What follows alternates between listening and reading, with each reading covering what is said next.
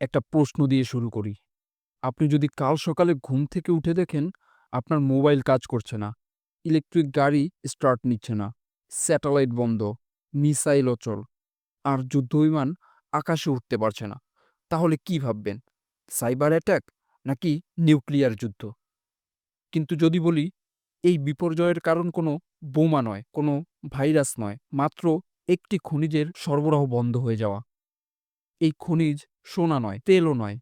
এর নাম আপনি হয়তো কখনো শোনেনইনি। কিন্তু এই অদৃশ্য ধাতুই নিয়ন্ত্রণ করে আজকের প্রযুক্তি, আগামী দিনের যুদ্ধ আর ভবিষ্যতের বিশ্ব ক্ষমতার মানচিত্র। একসময় পৃথিবী শাসিত হতো তেলের দখল দিয়ে। আজ পৃথিবী এগোচ্ছে এমন এক যুগে যেখানে ক্ষমতা নির্ধারণ হবে রেয়ার আর্থ এলিমেন্টের নিয়ন্ত্রণ দিয়ে।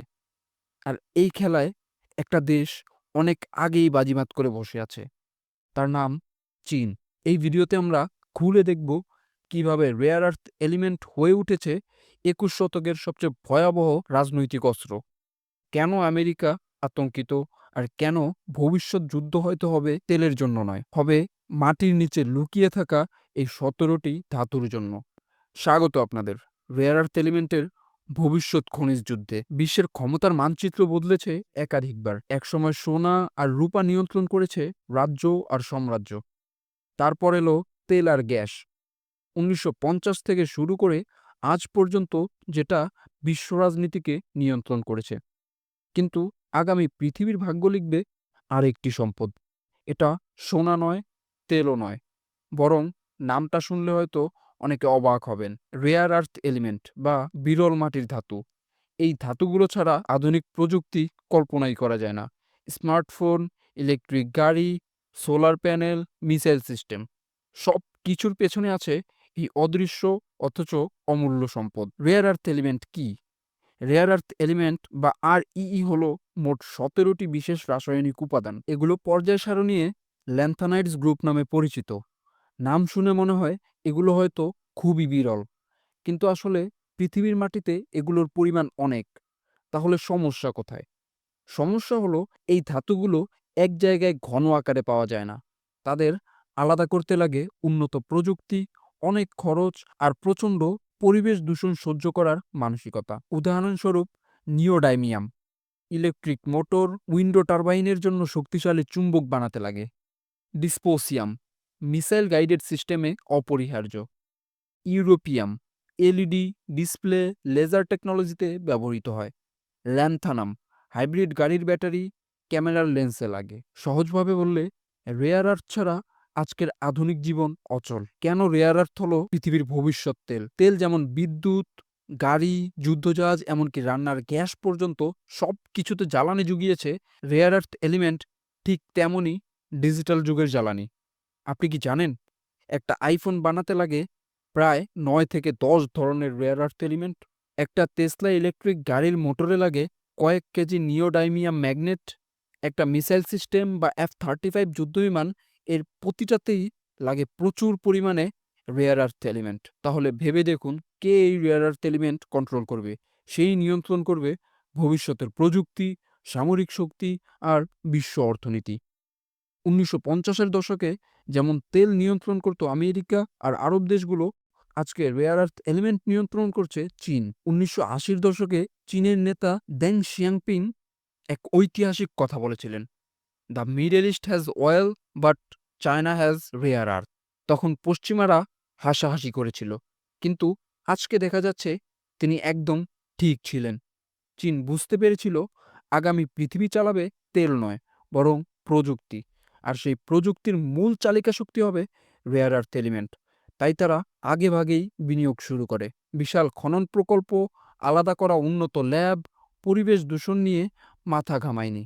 ফলাফল, আজকের বিশ্বের ৮০% রেয়ার আর্থ এলিমেন্ট উৎপাদন করে চীন। প্রক্রিয়াজাতকরণের বাজারে চীনের নিয়ন্ত্রণ ৯০%। অন্যদিকে আমেরিকা, ইউরোপ তেল নিয়েই ব্যস্ত ছিল। এখন প্রশ্ন হলো, চীন যখন পুরো দুনিয়ার রেয়ার আর্থ এলিমেন্ট বাজার নিয়ন্ত্রণ করছে, তখন বাকি দেশগুলো কি করছে? আমেরিকা ভয় পেয়েছে। তাদের সামরিক শিল্প, হাইটেক ইন্ডাস্ট্রি সবই রেয়ার আর্থ এলিমেন্টের উপর নির্ভরশীল। কিন্তু বাজার নিয়ন্ত্রণ করছে চীন। উদাহরণস্বরূপ ২০১০ সালে চীন জাপানের সঙ্গে দ্বন্দ্বে জড়িয়ে পড়ে। চীন হঠাৎ করে জাপানের রেয়ার আর্থ এলিমেন্ট রপ্তানি বন্ধ করে দেয়। ফলাফল, জাপানের ইলেকট্রিক শিল্প কেঁপে ওঠে। এটা প্রমাণ করে রেয়ার আর্থ এলিমেন্ট এখন শুধু খনিজ নয়, এটা হলো জিওপলিটিক্যাল অস্ত্র। এখন অনেকের ধারণা রেয়ার আর্থ এলিমেন্ট হয়তো কেবল চীনের হাতেই আছে, কিন্তু আসলে তা নয়। Vietnam, Brazil, Bharat, Australia, Greenland, আফ্রিকার কিছু দেশেও বিশাল ভাণ্ডার আছে। কিন্তু সমস্যা হলো এই দেশগুলোতে পর্যাপ্ত প্রযুক্তি, খরচ করার ক্ষমতা আর পরিবেশগত সাহস নেই। তাই শেষমেশ তাদের প্রক্রিয়াজাত করার জন্য চীনের দিকেই তাকিয়ে থাকতে হয়। অর্থাৎ সম্পদ থাকলেও ক্ষমতা নেই। ক্ষমতা আছে যার হাতে, সেই ভবিষ্যতের রাজা। একসময় আমেরিকা ছিল তেলের দুনিয়ার সম্রাট। তারা মধ্যপ্রাচ্যকে ব্যবহার করে গোটা পৃথিবীকে নিয়ন্ত্রণ করেছিল। কিন্তু এবার খেলা অন্য জায়গায়। আর চীন রেয়ার আর্থ এলিমেন্ট দিয়ে একই কাজ করছে। তবে প্রশ্ন হলো, আমেরিকা কি বসে থাকবে? তারা কি আবার নতুন শক্তি সংগ্রহে নামবে না? নাকি গোপনে অন্য কোনো ষড়যন্ত্র চলছে? এই প্রশ্নের উত্তর লুকিয়ে আছে রেয়ার আর্থ এলিমেন্টের রহস্যময় আরেক অধ্যায়ে। ১৯৫০ থেকে ৯০ সাল পর্যন্ত আমেরিকার মাথায় ছিল শুধু তেল আর গ্যাস। তাদের ধারণা ছিল মধ্যপ্রাচ্যের তেল দখল করলেই পৃথিবী দখল হয়ে যাবে। তারা সৌদি আরব, কুয়েত, ইরাক সব জায়গায় নিজেদের সামরিক ঘাঁটি বানালো। ভিয়েতনাম থেকে ইরাক যুদ্ধ, সব কিছুর পেছনে তেলের ভূরাজনীতি কাজ করেছে। কিন্তু প্রযুক্তির যুগ আসতেই খেলার নিয়ম পাল্টে যায়। যেখানে তেল আর গ্যাস দ্বিতীয় সারিতে, সেখানে রেয়ার আর্থ এলিমেন্ট উঠে আসে প্রথম সারিতে। এবং চীন তখন বাজারের ৮০ থেকে ৯০% দখল করে বসে গেছে।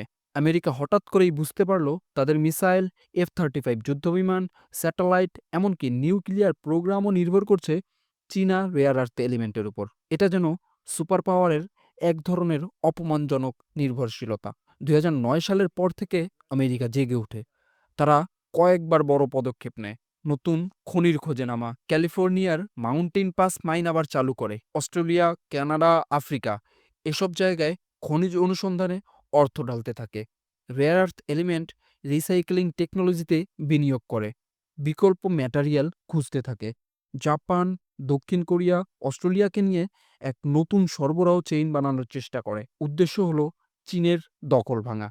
কিন্তু সমস্যা হলো রেয়ার আর্থ এলিমেন্ট শুধু মাটি থেকে তোলা নয়, আসলে শক্তি হলো প্রক্রিয়াজাতকরণ ক্ষমতা। এবং এখানেই চীনের দাপট এখনও অটুট। আমেরিকার সামরিক দুনিয়ায় রেয়ার আর্থ এলিমেন্ট হলো লাইফলাইন। F-35 যুদ্ধবিমান, প্রতিটা প্লেনে প্রায় ৪০০ কেজিরও বেশি রেয়ার আর্থ এলিমেন্ট লাগে। টমাহক ক্রুজ মিসাইল, নেভিগেশন সিস্টেমে লাগে rare earth magnet. Nuclear submarine, বিশেষ চুম্বক ছাড়া এগুলো চালানোই যায় না। একবার ভাবুন, যদি চীন হঠাৎ করে রেয়ার আর্থ এলিমেন্ট রপ্তানি বন্ধ করে দেয়, তাহলে আমেরিকার সামরিক শক্তি একদম থমকে যাবে। এটা যেন যুদ্ধের ময়দানে সৈনিক আছে, অস্ত্র আছে, কিন্তু গুলি নেই। চীন শুধু রেয়ার আর্থ এলিমেন্ট খনন করে বসে নেই, তারা এগুলো ব্যবহার করে নিজেদের ইন্ডাস্ট্রি বানিয়েছে। ইলেকট্রিক গাড়ি যেমন BYD, NIO, Xpeng, solar panel, wind turbine, 5G telecom tower যেমন হাওয়াই জেটি। ফলে তারা শুধু কাঁচামালই নয়, তৈরি পণ্য বাজারেও প্রভাব বিস্তার করছে। অন্যদিকে আমেরিকা, তাদের কাছে খনিজ কম, শিল্প উৎপাদনে চীনকে ছাড়িয়ে যেতে পারছে না। ফলাফল, রেয়ার আর্থ এলিমেন্টের খেলা চীনের কোর্টে। রেয়ার আর্থ এলিমেন্টের প্রতিযোগিতায় ছোট দেশগুলো হয়ে উঠেছে দাবার গুটি। গ্রিনল্যান্ড, বরফে ঢাকা এই দ্বীপে বিশাল রেয়ার আর্থ এলিমেন্ট ভান্ডার আছে। চীন এখানে খনির প্রজেক্ট শুরু করতে চাইলে আমেরিকা তীব্র বাধা দেয়, কারণ গ্রিনল্যান্ড ন্যাটোর অংশ। আর আর্কটিক হলো ভবিষ্যতের ভূরাজনৈতিক হটস্পট। কঙ্গো শুধু রেয়ার আর্থ এলিমেন্ট নয়, এখানে কোবাল্টও আছে। চীন ইতিমধ্যেই সেখানে বিপুল বিনিয়োগ করেছে। আমেরিকা এখন কঙ্গোতে নতুন সামরিক ঘাঁটি বানানোর কথা ভাবছে। ভিয়েতনাম ও ব্রাজিল, এরা রেয়ার আর্থ এলিমেন্টের সম্ভাবনায় বড় খেলোয়াড় হতে পারে। কিন্তু চীন এত আগেই ঢুকে গেছে যে তারা বের করতে পারছে না। শোনা যায় আমেরিকার ডিপ স্টেট এখন রেয়ার আর্থ এলিমেন্টকে কেন্দ্র করে গোপন সামরিক পরিকল্পনা করছে। আফ্রিকায় একাধিক রহস্যময় সামরিক ঘাঁটি তৈরি হয়েছে। দক্ষিণ আমেরিকার কিছু দেশে রঙিন বিপ্লব করানো হয়েছে শুধু খনিজ দখলের জন্য। অন্যদিকে চীনও চুপ করে নেই। তারা বেল্ট অ্যান্ড রোড ইনিশিয়েটিভ বা BRI এর মাধ্যমে খনিজ ভাণ্ডার নিয়ন্ত্রণ করছে। কে জানে, হয়তো ভবিষ্যতের যুদ্ধ আর তেলের জন্য নয়, রেয়ার আর্থ এলিমেন্টের জন্যই শুরু হবে। রেয়ার আর্থ এলিমেন্টের খেলা এখন আর শুধু খনিজ নিয়ন্ত্রণ নয়, এটা হলো প্রযুক্তি, সামরিক শক্তি আর ভূরাজনীতির তিনমুখী যুদ্ধ। প্রশ্ন হলো, চীন কি চিরদিন বাজার নিয়ন্ত্রণ করবে, নাকি আমেরিকা গোপনে কোনো বড় চাল ফেলতে চাচ্ছে? আর এই প্রতিযোগিতার মাঝে ছোট দেশগুলো কি নিজেদের ভাগ্য গড়বে, নাকি ধ্বংসের মুখে পড়বে? এই উত্তর লুকিয়ে আছে রেয়ার আর্থ এলিমেন্টের পরবর্তী পর্বে। একটা সময় পৃথিবী শাসন হতো তেলের দখল নিয়ে। ব্রিটিশরা মধ্যপ্রাচ্যে ঘাঁটি বানায়, আমেরিকা ইরাক, কুয়েত, সৌদি আরব দখল করে। তেলের জন্য অসংখ্য যুদ্ধ হয়েছে। কিন্তু আজকের যুগে প্রযুক্তি বদলে গেছে। AI, ইলেকট্রিক গাড়ি, মিসাইল, স্যাটেলাইট সব কিছু রেয়ার আর্থ এলিমেন্ট ছাড়া অকেজো। তাই বলা হচ্ছে rare earth element is the new oil. মানে আজ থেকে 30 থেকে 50 বছর পর তেলের জায়গায় রেয়ার আর্থ এলিমেন্ট হবে বিশ্বশক্তির নিয়ন্ত্রণের অস্ত্র। চীন যদি তাদের খনিজ দখল আর প্রক্রিয়াজাতকরণের ক্ষমতা ধরে রাখে, তাহলে 2040 সালের পর পৃথিবী চীনের প্রযুক্তির ওপর নির্ভরশীল হয়ে পড়বে। ইলেকট্রিক গাড়ির বাজার চীনের হাতে থাকবে। 5G, 6G, 7G সব টেলিকম সিস্টেমে চীনের প্রভাব থাকবে। Solar panel, window energy, AI chip সব কিছু রেয়ার আর্থ এলিমেন্ট নির্ভর হয়ে পড়বে। ফলে আমেরিকা অর্থনৈতিক সুপার পাওয়ার হলেও প্রযুক্তিগতভাবে হেরে যাবে। আমেরিকা যদি সত্যিই বড় কৌশল নেয়, তাহলে তারা আফ্রিকা, দক্ষিণ আমেরিকা আর অস্ট্রেলিয়ার খনিজ ভাণ্ডার দখল করতে পারে। চীনকে বাদ দিয়ে নতুন সরবরাহ চেইন বানাতে পারে। রেয়ার আর্থ রিসাইকেলিং টেকনোলজি দিয়ে নির্ভরশীলতা কমাতে পারে। তবে এর মানে হলো বিশ্বের নতুন খনিজ যুদ্ধ, রাজনৈতিক ষড়যন্ত্র আর সামরিক সংঘর্ষ। ইতিহাস মনে করায় তেলের জন্য যেমন ইরাক যুদ্ধ হয়েছে, রেয়ার আর্থ এলিমেন্টের জন্য হয়তো আগামী দিনে আফ্রিকা বা লাতিন আমেরিকা যুদ্ধক্ষেত্র হবে। রেয়ার আর্থ এলিমেন্টের ভাণ্ডার আছে এমন ছোট দেশগুলো হবে দাবার গুটি। Congo, Namibia, Tanzania. আফ্রিকার দেশগুলো চীনের বিনিয়োগে ডুবে যাচ্ছে। Greenland, Brazil. আমেরিকা এখানে নতুন ঘাঁটি বানাতে চাচ্ছে। ভিয়েতনাম। চীন ও আমেরিকার প্রতিযোগিতায় বাফার জোন হয়ে উঠেছে।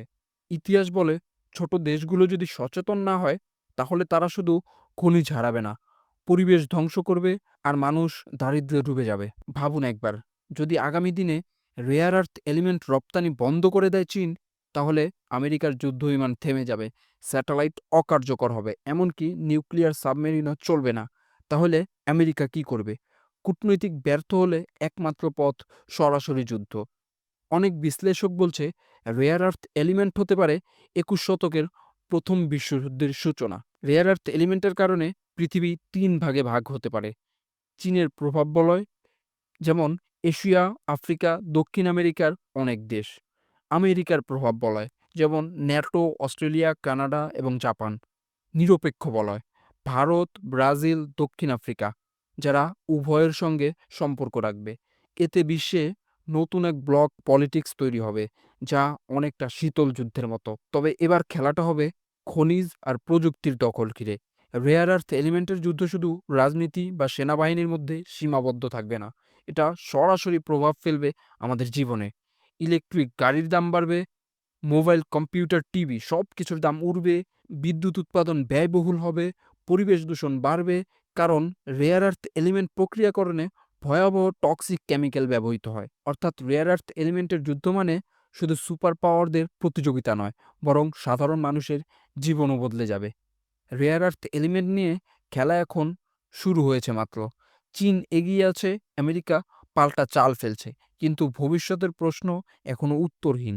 রেয়ার আর্থ এলিমেন্ট কি 21 শতকের নতুন তেল? পৃথিবী কি আবার এক বিশ্বযুদ্ধের মুখে দাঁড়াচ্ছে, নাকি নতুন প্রযুক্তি সব কিছু পাল্টে দিবে? যাই হোক না কেন, একটা বিষয় নিশ্চিত, রেয়ার আর্থ এলিমেন্ট ছাড়া পৃথিবীর ভবিষ্যৎ অচল। আর এই খনিজ নিয়েই গড়ে উঠবে আগামীর সুপার পাওয়ারের সাম্রাজ্য। ভিডিওটি ভালো লাগলে লাইক এন্ড শেয়ার করবেন, কমেন্ট করে আপনার মতামত জানাতে ভুলবেন না। দেখা হচ্ছে পরবর্তী ভিডিওতে।